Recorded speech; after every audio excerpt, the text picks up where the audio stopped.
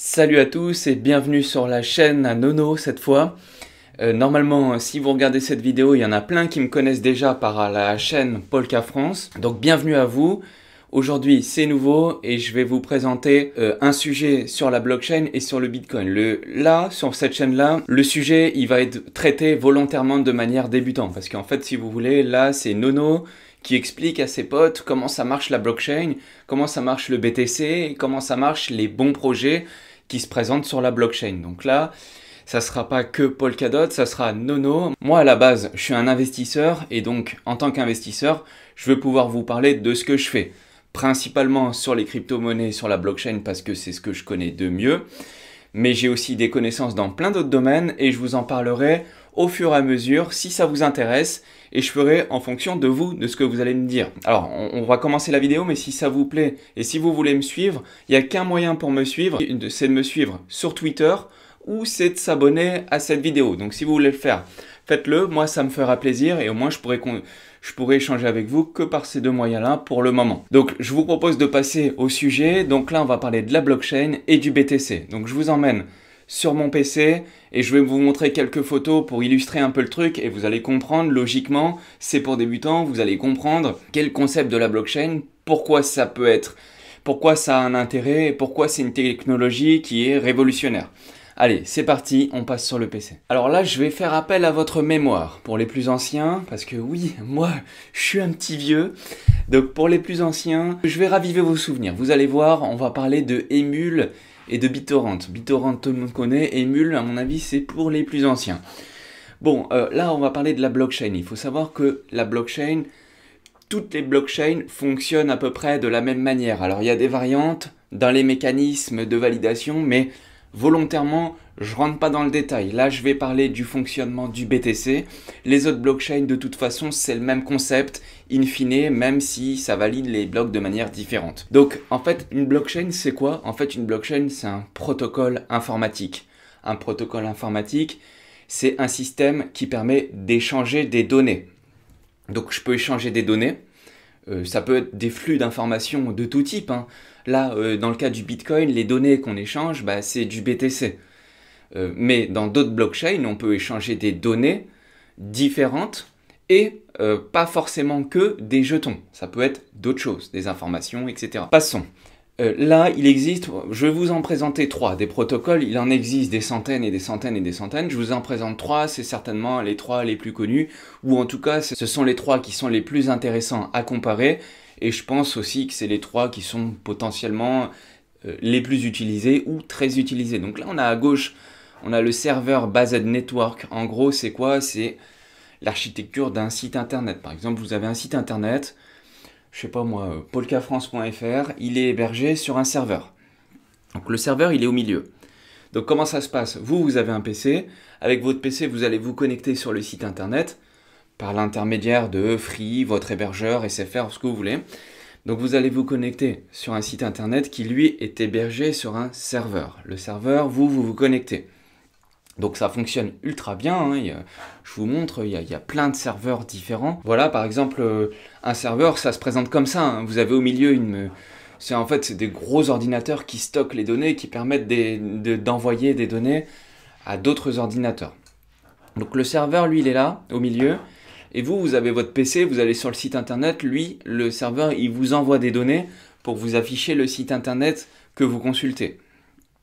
Sauf que là, ça vous est déjà arrivé, par exemple, vous avez un site internet connu, vous avez une pub à la télé et qui dit, voilà, ce site internet, il propose telle chose, telle chose, telle chose. Et là, vous avez 200 000 personnes qui arrivent d'un coup demander des requêtes au serveur. Qu'est-ce qui se passe? Le serveur, il plante et le site, il est down. Donc, premier type de serveur. Donc, premier type de serveur, c'est le serveur qui fonctionne pour les sites internet, par exemple. Il y en a d'autres, il y a d'autres types de serveurs et tout, mais généralement, le plus connu, c'est celui-là. Donc là, c'est centralisé, hein. C'est full centralisé. Vous adressez un serveur.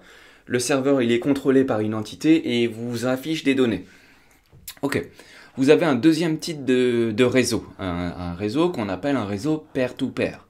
Et là, je fais appel aux plus anciens. C'est, par exemple, ça va être Emule. Alors, Alors, si je vous montre une photo, normalement, ça va parler à tout le monde. Emule, c'est ça. Donc, Emule, c'est ça. Donc, en gros, c'est quoi? C'est un logiciel qui permettait d'échanger des données. Donc, généralement, pour les petits malins, on utilisait ça pour télécharger des films. Et il y a Adobe qui est passé par là et qui ont commencé à envoyer des lettres recommandées avec accusé de réception chez vous en disant « Hey Nono, toi tu vas commencer à te calmer, tu télécharges des films, c'est illégal. C'est la première fois, on te laisse une deuxième chance et une troisième chance, au bout de la troisième, tu vas être convoqué, on va t'envoyer au tribunal. » En gros, pourquoi c'est ça? Parce qu'en fait, le réseau peer-to-peer, qu'est-ce qu'il vous permet? Il vous permet de l'ordi de Nono, moi je mets à disposition un film que j'ai téléchargé, et ben Jean-Jacques, il va pouvoir télécharger le film que j'ai mis à disposition dans le réseau. Donc si Jean-Jacques il veut télécharger un film, il va pouvoir se servir sur mon ordinateur. Donc là, c'est plus un serveur qui est au milieu et qui distribue les données. Là, c'est Nono en haut à droite qui échange avec Jean-Jacques en bas à gauche. Et Jean-Jacques, il vient chercher sur l'ordi de Nono. Donc là, c'est ma connexion qui lui envoie directement. Alors, par l'intermédiaire d'une interface qui est le logiciel. Donc là, à l'époque, c'était Emule. Il y en a d'autres. Hein. Donc Emule, ça se présentait comme ça. Donc vous aviez, par exemple, le premier, la Blender, je ne sais pas ce que c'est, mais il télécharge un truc. Et puis en fait, si vous voulez, en bas, vous avez la liste des gens qui vous envoient le fichier. Et ce fichier-là, vous voyez, là, lui, il vous envoie une partie du fichier, le deuxième, il vous envoie une deuxième partie du fichier, etc. Donc en fait, Nono qui veut télécharger un film ou n'importe quoi, il va télécharger sur les PC des gens. Et c'est les gens qui mettent à disposition leur connexion pour télécharger. Donc Emule, c'était ça, à l'époque, on l'utilisait il y a 10-15 ans, hein. C'est assez vieux, hein. Oui, je suis vieux, je sais. Et puis aujourd'hui, vous en avez un autre, c'est BitTorrent. BitTorrent, c'est la même chose, hein. BitTorrent, c'est la même chose, je vais vous montrer une capture d'écran. Voilà, par exemple, c'est ça. Et ben en fait, là, pareil, vous téléchargez, donc alors, là, moi, je parle des films. Vous pouvez très bien télécharger des logiciels, mais à la base, c'est fait pour du contenu qui est gratuit. Me faites pas dire ce que j'ai pas dit, hein. Là, normalement, ça, vous devez télécharger des choses qui sont libres de droit. Après, si vous voulez télécharger des trucs piratés avec des cracks, enfin, faites ce que vous voulez, je suis pas responsable de vos actes, mais en tout cas, c'est connu pour ça. C'est pour ça que je vous parle de ça. Donc là, vous pouvez aller sur un logiciel comme uTorrent ou BitTorrent et vous allez télécharger, de la même manière que Emule à l'époque, un film sur l'ordi de quelqu'un d'autre. Donc ça, c'est le peer-to-peer. C'est ce qu'on appelle le P2P. Peer-to-peer network, c'est-à-dire peer-to-peer. On fait un échange de données de pair à pair. Contrairement à avant, où vous allez télécharger par exemple un logiciel sur 01net téléchargement.com, vous alliez télécharger un logiciel, ben vous allez télécharger un logiciel sur le site internet. Donc c'est le serveur qui vous l'envoie, le peer-to-peer. Là, vous allez télécharger un logiciel sur l'ordi de quelqu'un d'autre. Donc peer-to-peer, là, déjà, on supprime un intermédiaire. Alors en vérité, il y a toujours un intermédiaire. L'intermédiaire, c'est la plateforme qui vous met en relation les deux PC, mais de toute façon, vous téléchargez sur le PC de quelqu'un d'autre. Et puis, vous avez un troisième réseau, et c'est celui-ci qui nous intéresse le plus dans la vidéo. Et ce réseau-là, c'est le réseau de blockchain. Donc là, le réseau de blockchain, c'est un réseau qui est décentralisé, c'est-à-dire que Nono qui est en haut à gauche, qui veut échanger avec Jean-Jacques en bas à droite, il ne pourra pas le faire directement. Nono, il va émettre une requête.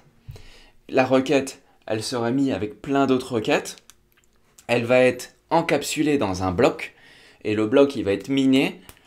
Et une fois que le codage sera effectué et que le calcul mathématique sera effectué, eh ben, le Nono va pouvoir envoyer une donnée à Jean-Jacques qui est en bas à droite et il peut être où on veut, Jean-Jacques. Hein. Sauf que là, le tiers de confiance, c'est plus le serveur ou c'est plus l'interface qui vous mettez en relation entre les deux. Le tiers de confiance, c'est des mineurs. Dans le cadre du Bitcoin ou dans les autres cas des autres réseaux décentralisés, ça sera un nœud dans le réseau. Donc c'est le réseau qui sécurise les transactions. Donc la différence entre ces trois-là, c'est que là, c'est un réseau qui est centralisé. Là, c'est un réseau qui vous permet d'échanger des données de Nono avec Jean-Jacques directement de PC à PC. Mais le problème de ça, c'est que 1, il n'y a aucun historique. 2, il peut aussi y avoir des problèmes de sécurité. Parce que Nono, il peut envoyer un virus à Jean-Jacques. Et le virus, Jean-Jacques, il va l'ouvrir. Et ça arrive tous les jours. On peut envoyer un virus à Jean-Jacques. Il y a des limitations. de par la loi, etc. On ne peut pas faire ce qu'on veut. Donc là, par contre, avec le réseau décentralisé qui s'appelle la blockchain, c'est un réseau qui est décentralisé, donc Jean-Jacques ou Nono va envoyer des données à Jean-Jacques, c'est infalsifiable, donc là, il n'y a aucun intermédiaire entre Nono et Jean-Jacques, hein. Il n'y a aucun intermédiaire, c'est décentralisé. Ça va aussi être infalsifiable, donc ça veut dire qu'il y a une traçabilité. Chaque chose qui est effectuée dans le réseau, c'est enregistré dans un registre. Le registre, il peut être consulté par tout le monde. Donc là, dans le cadre de votre, du réseau qui est centralisé, le serveur, il peut faire ce qu'il veut. Et on peut aussi comparer ça à une banque, hein. Je vous ferai l'analogie après avec une banque, mais c'est ça, vous envoyez tous vos fonds à un truc, on ne sait pas ce qu'il fait. Alors, eux, ils appellent ça le secret bancaire, mais peu importe, c'est pas le sujet, mais en gros, là, il y a un registre dans la blockchain. Donc, on peut consulter la transaction qui a eu lieu il y a 10 ans, on peut encore la consulter, elle est enregistrée dans un bloc, le bloc 646 847, et donc, ça permet de la traçabilité. Donc, si ça permet de la traçabilité, ça permet d'avoir de la confiance. La confiance, c'est très important. Donc le créateur, donc la différence entre tout ça, c'est que là, il n'y a pas de créateur. Enfin, il y a eu un créateur, quelqu'un a créé cette blockchain-là, mais je veux dire, la gouvernance, elle est décentralisée. C'est-à-dire que personne ne peut décider de le fonds de Nono à Jean-Jacques. Il décide, ah bah non, ça fonctionne pas, Nono il a envoyé des fonds à Jean-Jacques, je suis pas d'accord, je vais annuler la transaction. Ça sera impossible. Quand chaque action est irréversible. Le seul moment où ils peuvent revenir en arrière, ils peuvent le faire, mais dans ce cas-là, ça s'appelle un fork. Et pour revenir en arrière, en fait, ils font un retour en arrière et ils créent une autre blockchain. C'est pour ça que vous avez aujourd'hui, vous avez le BTC, le Bitcoin, mais vous avez aussi le Bitcoin Cash, vous avez l'Ethereum et vous avez l'Ethereum classique, etc. Et donc tout ça, c'est de la programmation informatique. Tout ça, c'est codé, tout ça c'est connu à l'avance, et donc là il n'y a aucune surprise. Donc je vous parlais juste avant d'un système de blockchain, donc là vous avez à gauche, alors ça elle est pas mal, hein. C'est une illustration qui a été faite par Les Échos. Vous voyez en haut là, leséchos.fr, il nous montre bien comment ça marche, hein. À gauche le système centralisé, vous avez en haut la banque centrale qui dicte sa loi aux banques, et vous avez la banque qui dicte sa loi aux clients. Donc la banque, elle va vous dicter sa loi, et si elle veut vous bloquer vos fonds, elle le fera, elle ne vous demandera pas votre avis. Il faut le savoir, voilà, il y a des avantages et des inconvénients, et il faut connaître tous les avantages et tous les inconvénients quand on fait quelque chose. Et donc là, vous avez un système pyramidal, vous avez un système... Alors quand je dis pyramidal, ça n'a rien à voir avec une arnaque, hein, c'est juste la gouvernance qui est pyramidale. Et puis vous êtes en bas de la pyramide. Donc vous avez le choix de rien du tout, hein. Si la banque elle décide de dire oh on va limiter Nono, son compte on va lui dire c'est 3000 c'est 3000 euros maximum pour envoyer à Jean-Jacques, et tu pourras envoyer que 3000 euros maximum à Jean-Jacques. Dans un système décentralisé, c'est différent. C'est différent parce que là, les décisions, elles sont prises soit par la communauté, ça dépend des blockchains, ou soit elles sont déjà établies à l'avance et on ne peut plus y toucher. Donc là, quand Nono il veut envoyer 240 000 $ à Jean-Jacques, il peut le faire. Il envoie directement 240 000 $ à Jean-Jacques, l'utilisateur qui va à l'autre utilisateur. Ça va être validé dans un bloc par un mineur. Et le bloc, une fois qu'il aura dit que Nono il a bien envoyé les fonds, il les avait bien sur son adresse, on valide qu'il les avait bien sur son adresse et que tout ça soit correct, et bien là, à ce moment-là, on l'envoie à l'utilisateur. C'est un système qui est décentralisé, c'est plus une pyramide où quelqu'un va décider quoi que ce soit, le pouvoir, il est aux utilisateurs et aux détenteurs de jetons. Donc comment ça marche le BTC? En fait, là, j'ai trouvé cette image-là, elle est bien, je l'ai trouvée sur bitpanda.com, je trouve que c'est bien expliqué. En fait, vous avez Nono qui veut envoyer du BTC à Jean-Jacques, et bien en fait, Nono, il envoie une commande, donc en gros, vous prenez votre téléphone, vous envoyez un jeton, vous le faites sur n'importe quelle application, vous l'envoyez, vous l'envoyez, alors la transaction, elle arrive sur la blockchain, elle arrive sur le réseau. Donc la transaction, elle arrive sur le réseau, qui est en haut à droite, et en fait, la transaction qui arrive sur le réseau, elle va arriver dans un bloc. En fait, vous allez avoir plein de transactions qui arrivent dans un bloc, et toutes les transactions arrivent dans un bloc, et le bloc, il va arriver sur la blockchain, et vous allez avoir des mineurs qui vont miner et qui, grâce à leur puissance de calcul, vont valider un bloc. Une fois que ce bloc-là il est validé, il est ajouté au registre. Et le registre, il est consultable par tout le monde, c'est ce que je vous ai expliqué. Bon, on parlait des banques juste avant, mais en fait, les banques, si vous voulez, elles impriment. Mais le truc, c'est que le Bitcoin, lui, il peut rien imprimer du tout. Donc, c'est pour ça qu'on dit que, généralement, il y a une valeur refuge, c'est le BTC et l'or. Parce que le BTC, on ne peut pas augmenter sa quantité de valeur en circulation, et le Bitcoin non plus. Alors c'est pour ça qu'on explique aux gens, et qu'on se force à expliquer aux gens que quand vous avez les politiques monétaires qui se forcent à imprimer des billets, en fait ils mettent en circulation de l'argent dans l'économie, mais en fait le résultat c'est quoi? C'est que votre billet de 10 demain, il vaudra moins cher que le billet de 10 aujourd'hui. Et ça c'est valable là en ce moment, mais c'était valable déjà depuis des centaines d'années. Alors que l'or, comme je disais, d'ailleurs je me suis trompé, j'avais dit le BTC, mais quand je disais l'or, en fait l'or, donc le gold, hein, l'or, il y en a une certaine quantité en circulation, et on ne peut pas créer comme ça, imprimer de l'or. Ça n'existe pas. Il y a de l'or en circulation, et si vous voulez augmenter la quantité d'or en circulation, ben, il va falloir miner dans les grottes, dans les caves, enfin dans les mines. Et c'est très compliqué d'avoir de l'or à mettre en plus sur le marché. Bah, le Bitcoin, c'est pareil. Le BTC, il y en aura au total 21 millions en circulation et pas un de plus. C'est impossible qu'il y en ait plus que 21 millions puisque c'est codé, c'est mathématique. Tout a été programmé à l'avance, prévu, avec une certaine quantité d'émissions qui se divise à chaque halving. Ça, je ne rentre pas dans le détail, mais en fait, si vous voulez, tout est prévu à l'avance. L'inflation, elle est calculée et elle s'arrêtera à un moment.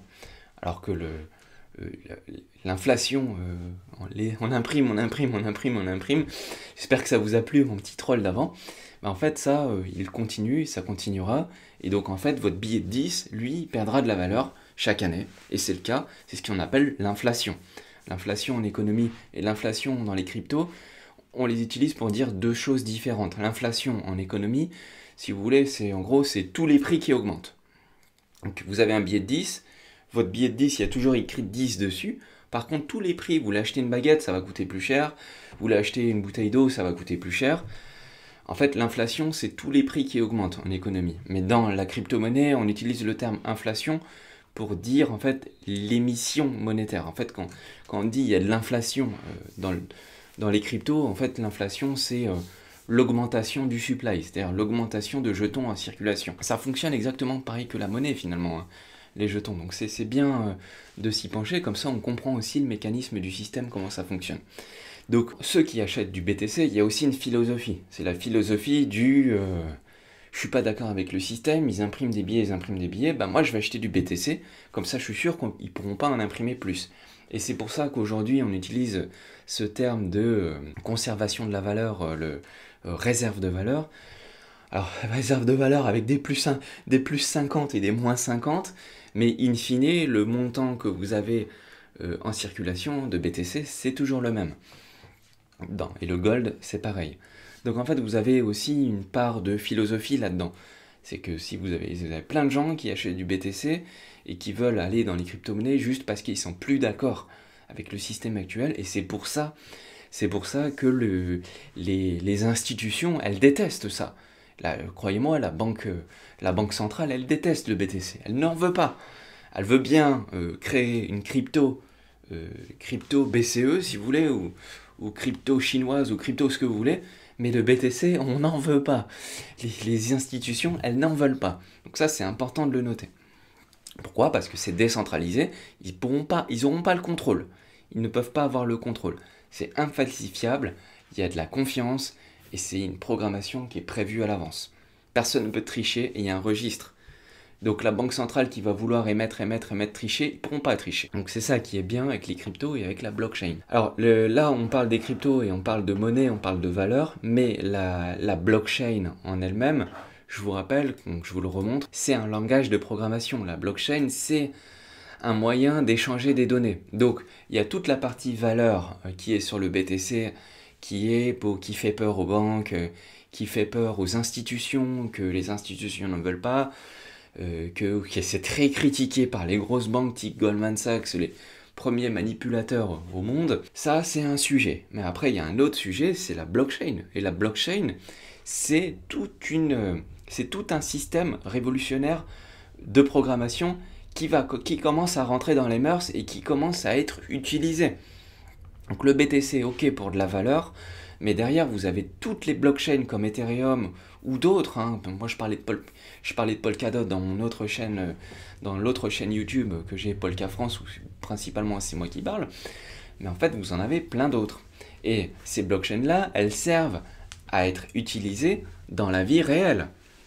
Et donc là, en fait, quand on parle de blockchain, si vous voulez, on en vient à avoir des utilisations dans la vie réelle. Et en fait, s'il faudrait comprendre une seule chose sur qu'est-ce que la blockchain, il faudrait comprendre que la blockchain, si vous voulez, c'est un moyen de dire Nono, il communique avec Jean-Jacques, mais regardez bien, c'est Nono qui communique avec Jean-Jacques. Le tiers de confiance au milieu, il n'existe plus, c'est-à-dire le système centralisé qu'il y a au milieu n'existe plus. Exemple, deux exemples. Nono, il veut envoyer 200 € à son petit frère. Salut mon petit frère, c'est toi qui fais les montages des vidéos. Salut à toi. Nono, il envoie 200 € à son petit frère. Comment ça va se passer? Eh ben, alors ça dépend des banques. Si Nono, il est caisse d'épargne.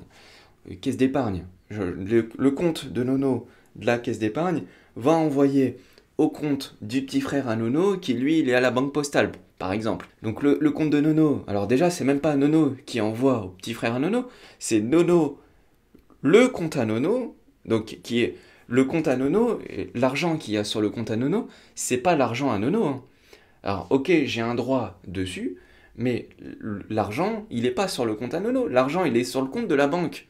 Vous avez en fait un droit de comptabilité. Donc le compte de la banque à Nono, il va envoyer sur le compte de la banque au petit frère à Nono, banque postale, caisse d'épargne, banque postale. Sauf que si le petit frère à Nono, il veut récupérer les 200 €, ben, il va devoir prendre sa CB, aller au distributeur. Vous voyez la galère que c'est un truc de fou. Et en plus, quand ça arrive sur le compte du petit frère à Nono, ben, c'est pas vraiment à lui, puisque si le tiers de confiance, donc là c'est la banque, donc le tiers de confiance, en fait, si vous voulez, la banque à Nono envoie la banque au petit frère à Nono, ils envoient de manière informatique, hein, donc en gros c'est quoi? C'est le premier système. Sauf que là vous avez Nono qui envoie au serveur de la banque à Nono, qui envoie sur un autre serveur comme ça de la banque au petit frère à Nono, qui ensuite va aller dans le compte au petit frère à Nono. Enfin ça, je suis désolé, mais ça c'est l'ancien monde, ça peut plus exister ça. Et le tiers de confiance qui décide de vie ou de mort, il va dire ah oui mais attendez, les 200 € que Nono que le compte à Nono a envoyé au petit frère à Nono, je suis désolé, là, il les a pas gagnés de manière correcte, je sais pas moi, il a payé ses impôts en retard, ou pour X ou Y raison, ils vont dire, oh, ou tout simplement, oh, j'ai un doute, je bloque. Et voilà, et après, amusez-vous à appeler vos avocats, machin, etc., pour récupérer vos fonds. Je suis désolé, ça c'est l'ancien monde, ça peut plus fonctionner comme ça. Donc, le premier désavantage des blockchains, c'est la mort des intermédiaires. On va supprimer c'est la suppression des intermédiaires. Aujourd'hui, vous envoyez des fonds avec une banque, moi j'envoie, même d'ailleurs mon petit frère, je lui envoie plus de la monnaie comme ça. Je lui envoie des cryptos. Et les cryptos, il les utilise quand il veut. Alors, il faudrait qu'il y ait une démocratisation, parce que pour l'instant, on ne peut pas encore les utiliser. Alors, si, on peut utiliser sur Amazon. Hein. Sur Amazon, on peut payer en ETH. Mais si je veux utiliser sur d'autres trucs et tout, il y aura très peu d'utilisation pour l'instant, mais croyez-moi, ça va avancer, et ça va avancer vite. Première utilisation, c'est ça. Deuxième utilisation, on prend le premier par exemple. Uber, bah en fait, Nono il a besoin d'un taxi, et ben Nono qu'est-ce qu'il va faire? Il va prendre son téléphone, il va se connecter sur l'application tiers de confiance Uber, qui va me mettre en relation avec des taxis. Si on fait encore plus dans l'ancien temps, c'est Nono qui prend son téléphone, il passe un coup de fil à G7, G7 qui lui va regarder sur son ordinateur où il y a des taxis, le G7 va dire au taxi, t'appelles Nono, et Nono il dit oui ok tu viens et je te paierai quand tu viendras. Puis maintenant, il y a eu, donc maintenant, ça c'est le premier système. Deuxième système, tu as Uber. Nono, il clique. Et ben, il y a le taxi qui vient. Sauf que Nono, il clique sur Uber. Et Uber, il va vous enlever 30% de frais. Demain, avec la blockchain, vous aurez Nono qui va sur un système décentralisé. Et les taxis, ils vont se connecter au système décentralisé. Nono, il va dire au taxi, vas-y, viens. Je vais appuyer sur un bouton, le taxi va venir. Sauf que Uber, il sera pas là. Et pour autant, ça marchera de la même manière. Uber, il sera pas là. Et donc, ça me coûtera 30% moins cher. Moins les frais de transaction. Les frais de transaction sur une blockchain, je vous rappelle, c'est de l'ordre du centime. C'est quelques centimes. Donc là, je vais payer quelques centimes de frais. Alors, il y aura des jetons, donc il faudra aussi rémunérer les développeurs et tout, mais ça sera quelques centimes, donc quelques euros, mais ça sera jamais 30% de frais, ça sera 1% maximum. Donc ça va être valable sur Uber, ça sera valable sur Airbnb. Vous allez vouloir chercher un appartement, et ben, l'appartement, vous allez pouvoir le trouver directement de manière décentralisée. Vous allez avoir des réseaux sociaux, d'ailleurs j'en avais déjà présenté sur une autre chaîne, vous allez pouvoir avoir des réseaux qui sont décentralisés. Vous avez par exemple un YouTube qui est décentralisé, il y en a plusieurs, le plus connu c'est Theta. Theta, ben, vous avez vous allez pouvoir en fait supprimer les intermédiaires. Là dans le cas de Theta, pour YouTube, l'annonceur qui veut payer, ben, en fait il pourra payer directement sur la blockchain le publicateur de contenu. Il y a plein d'applications qui arrivent sur la blockchain, on n'est pas encore prêt, mais croyez-moi, les plus grosses applications, elles arrivent dans le domaine de la finance décentralisée, la DeFi. On va pouvoir emprunter, prêter des fonds de manière décentralisée. Vous vous rendez compte, c'est un truc de fou. Donc voilà, des applications, il va y en avoir et il va y en avoir plein. La blockchain, c'est ça. Les crypto-monnaies, c'est ça. C'est la décentralisation, la suppression des intermédiaires. Les données, elles seront infalsifiables, sécurisées, traçables. Donc quand on me dit, ouais, la blockchain, c'est juste pour acheter des drogues sur le darknet, c'est complètement... oui, c'est vrai. C'est vrai parce qu'on peut payer un BTC, mais ça, c'est n'importe quoi. Celui qui fait ça, il prend des gros risques. Puisque sur la blockchain, tout est public, tout est traçable, tout est écrit dans un registre. Donc si Nono, il veut acheter de la drogue sur le darknet en BTC, c'est la pire des idées qui puisse arriver, puisque le gendarme ou le service crypto de la gendarmerie, il aura juste à aller voir mon adresse Bitcoin et il va voir tout ce que j'ai fait. Donc c'est la pire des idées. Alors, vous avez des méthodes où vous pouvez cacher par l'intermédiaire de... Enfin, il faut laver les bitcoins, etc. Mais là, on rentre dans des process qui sont tellement compliqués que c'est pas... Même moi, je sais pas le faire, vous voyez, c'est pas le petit gars du coin qui va le faire, voilà. Donc tous les gens qui ont acheté de la drogue sur le darknet, ils ont payé un BTC, bah croyez-moi, on peut les retrouver. Donc c'est la pire des idées. Donc quand on me dit Nono, le BTC il est utilisé juste pour acheter de la drogue sur le darknet, c'est vrai, mais c'est n'importe quoi, puisque celui qui fait ça, il va se faire attraper direct. Par contre, le billet de 10 que vous avez dans votre porte-monnaie, à mon avis, j'avais lu un article, mais en fait, si vous voulez, il y a à peu près, je sais plus, je crois que c'est 70% des fonds, des euros qui sont en circulation dans les billets, qui sont passés entre les mains de la mafia. Donc venez pas nous dire le bitcoin c'est fait pour acheter de la drogue sur le darknet, ça représente 0,000% des fonds qui transitent, alors c'est vraiment du n'importe quoi. Par contre les euros, oui, les mafias, eux, elles en ont des milliards et des milliards et des milliards, et croyez-moi, ils n'ont pas besoin de la blockchain pour faire ça. Voilà, j'espère que ça vous a plu mon explication, là c'est Nono qui parle à ses potes. La prochaine fois qu'on va me dire, je vais rencontrer un gars dans la rue, il va me dire ouais, c'est quoi le BTC? C'est quoi la blockchain? C'est quoi la crypto? Bah je l'emmènerai directement sur cette vidéo et au moins logiquement il aura compris dans quelle direction ça va, qu'est-ce que ça vise à faire, comment ça marche, etc. Logiquement j'aurais répondu à quelques questions et je serais assez content de moi.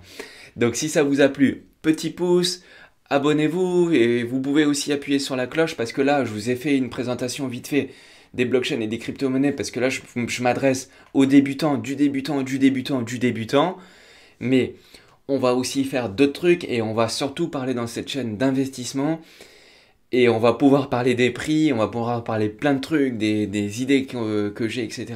Et des trucs que je fais moi, si ça vous intéresse. Donc si vous voulez me suivre, faites-le. Vous pouvez me suivre sur Twitter. Je vous mets l'adresse là et dans la description. Et puis vous pouvez me suivre ici sur YouTube. Donc pour ça, il faut s'abonner. Moi, ça me fera plaisir. Et si je vois qu'il y a du monde et qu'on me pose des questions, dans ce cas-là, je continuerai, j'en ferai d'autres et j'en ferai de plus en plus souvent. Là, on peut dire que c'était une première vidéo de test pour voir si ça vous plaît et pour voir si ça plaît aux débutants. Parce qu'il y aura les anciens qui me suivent, qui ont connu la chaîne Polka France, mais il y aura aussi les nouveaux. Et j'espère, là, le but, c'est de parler aux débutants et que tout le monde comprenne, démocratiser un petit peu. Je sais qu'il y a déjà des vidéos qui expliquent déjà tout ça. Mais là, moi, je le fais pour parler aux poteaux. Et puis, derrière, on va parler de... Parce que je sais que tous ceux qui rentrent dans le BTC, dans les cryptos, c'est pour gagner de l'argent. Donc ça, j'ai bien compris. Moi aussi, je le fais pour ça, mais il y a aussi un côté philosophique. Donc, on parlera des méthodes d'investissement, de tout. Là, je pourrais le faire dans cette chaîne et ça me fera plaisir. Je vous dis salut à tous et à la prochaine.